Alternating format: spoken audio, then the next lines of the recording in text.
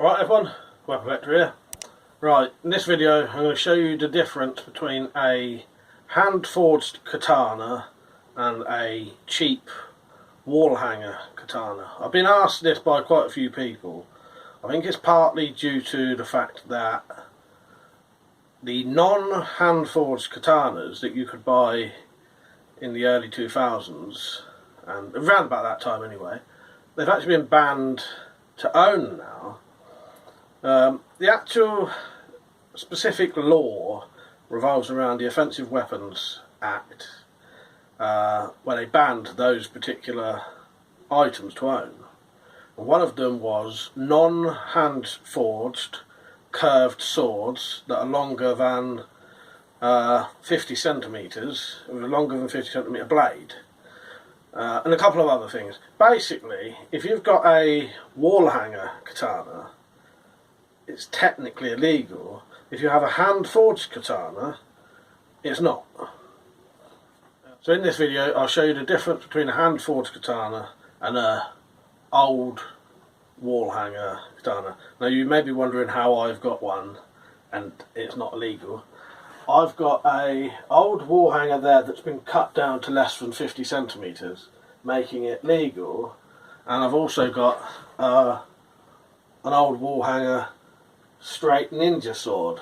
Again, because that's straight, that's legal. Now if that was curved, that would be illegal.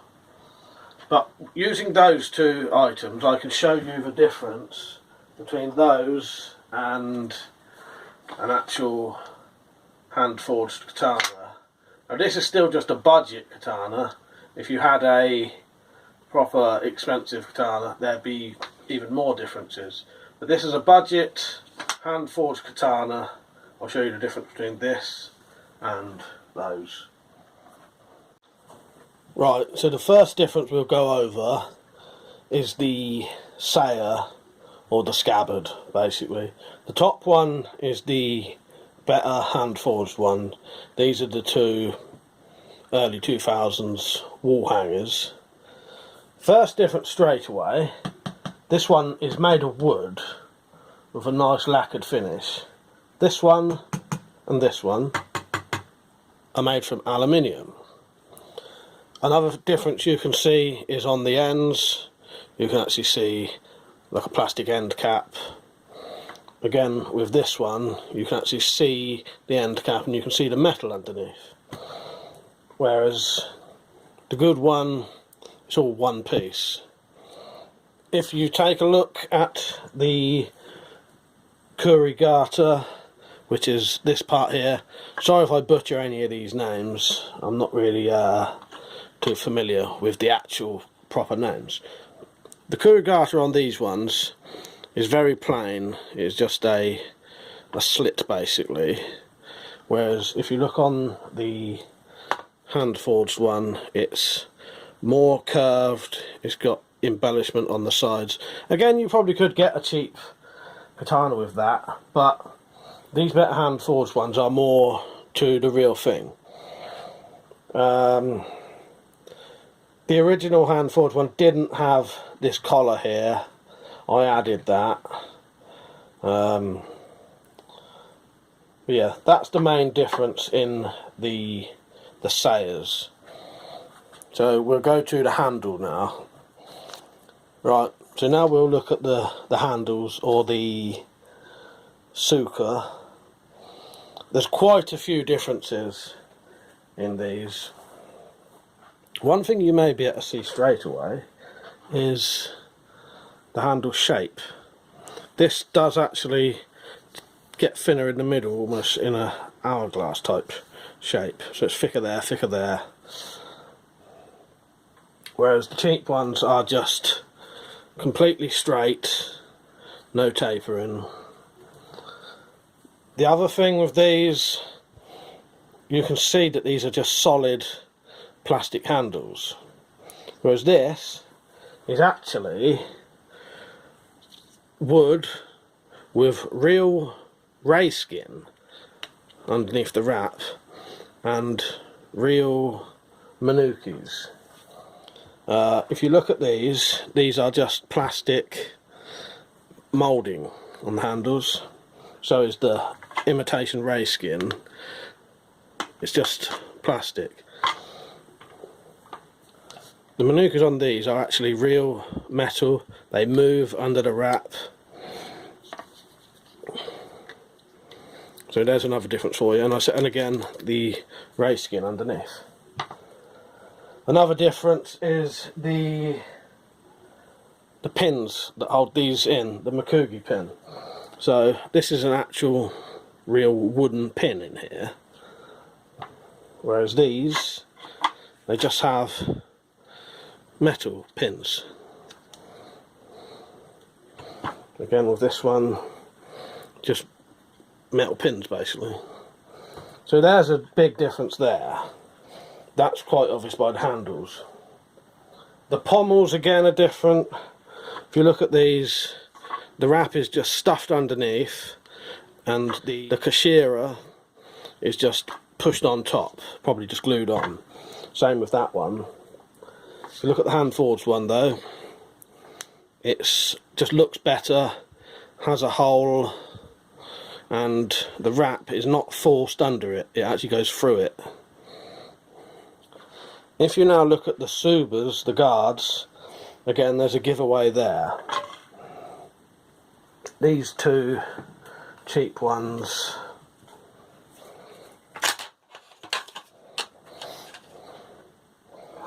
this is an unintentional giveaway to a cheap katana. These plastic collars inside the aluminium guards. So, where was I? The difference in the Seppas, these don't even have them. The Seppa is this little collar here and here. Well, this one has one this side, but it's actually part of the guard, so it's not separate, and it doesn't have one on the back. So this does have one this side, but doesn't have one underneath. But they should have one on the back there and one on the front. And if you look at the habaki, which is this bit here, again, sorry if I get these names wrong, but you'll know what I'm talking about. If you look at the difference between these two, these have got some kind of stamp on it and they look cheap. Whereas this one you can see is actual real brass. So that's the main differences in the handles. There's quite a big giveaway in the handles, I think, for being able to tell. And then one of the major giveaways is the blades, which I'll show you next. Right, so let's take a look at the blades. You'll have to excuse the scratching on this blade. It's been sharpened. It wouldn't really look like that. It would look more like this would. But straight away, main giveaway, 440C stainless. Now, although these are called live blades, they do have a sharp edge.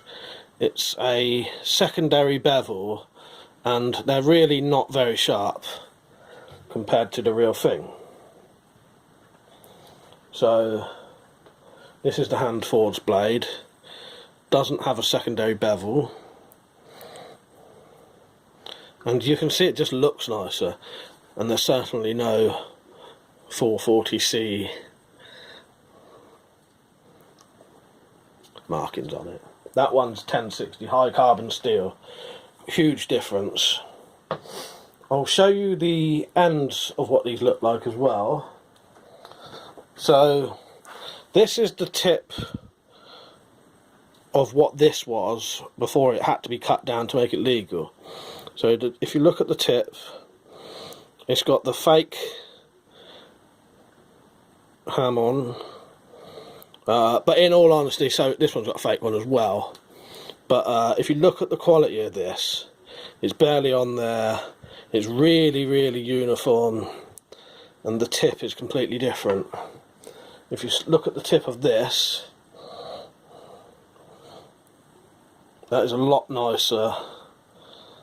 The hammer-on, although faked on this one, just looks better, looks more realistic, and it also has the very nice fuller as well. And there's quite a difference in the thickness of these blades as well. So this is the cheap one. Look at the thickness of that blade. So that's the main differences really. You can really see the difference in even a cheap hand forged katana over a wall hanger katana, a live blade wall hanger katana. As I mentioned, if they're straight it's still legal, if it's curved under 50 centimeters it's still legal, and obviously if it's hand forged or made to traditional methods it's legal still. Most of these items will never be an issue in your home anyway. But yeah, that's the main difference. I think you can spot most of those straight away personally. The quality is a lot different. Although the price isn't that much difference, in all honesty. You can get these hand forged katanas now for around about 80 quid, and I think when these was originally available they was about 50 quid. The massive difference in these though. These are so much better than the old things that you could get. Right, I hope you enjoyed the video. I hope you found that helpful.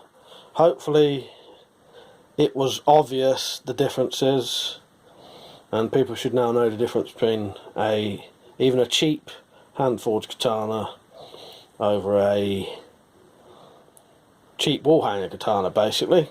Right, I hope you enjoyed the video. See you later.